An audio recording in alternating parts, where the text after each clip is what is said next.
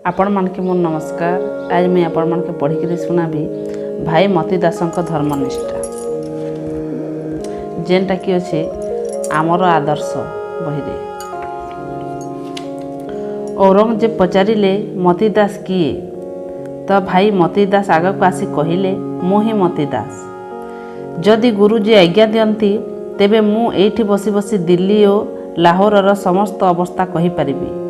तुम किलार प्रतिटा को भांगी खंड विखंड करि परिबी।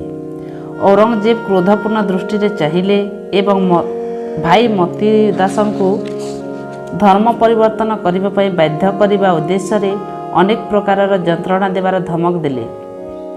फुटुथिबा गरम तेल कढ़ई देखाई तांकर मनरे भय उत्पन्न करिवार प्रयत्न कले, किंतु धर्मवीर पुरुष निज प्राण पाई चिंता करती नहीं। धर्म निमंते निज जीवन को उत्सर्ग कर देवाको श्रेष्ठ मनती। जेतेबेले औरंगजेबर सबु धमक बेकार हो गला, समस्त प्रयत्न असफल हो गला, सेतेबेले से चिड़ीगला। से काजी को डाकी पचारिला, कुह याकू कि दंड दियाजिबो। काजी कुरान बाणी को उद्धार करी हुकुम सुनाइला जे एही नास्तिक को इस्लाम धर्म ग्रहण न करिवार आरोप रे करतरे काठ बोली चिरी दिया जाऊ।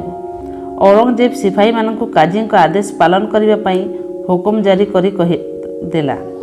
दिल्लीर चांदनी चौक रे भाई मती दासंकु दुईटी खंबरे रस्सी द्वारा भिड़ी करी बांधी दियागला और सिपाही माने उपरु करत द्वारा चिरिबा को आरंभ कले, किंतु से सी पर्यंत कले नहीं।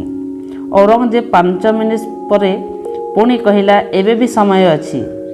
जदि तू इस्लाम धर्म ग्रहण करिनेबु तेबे तते छानी दिया जिवो एवं धन दौलतरे मालामाल कर दियाजिबो।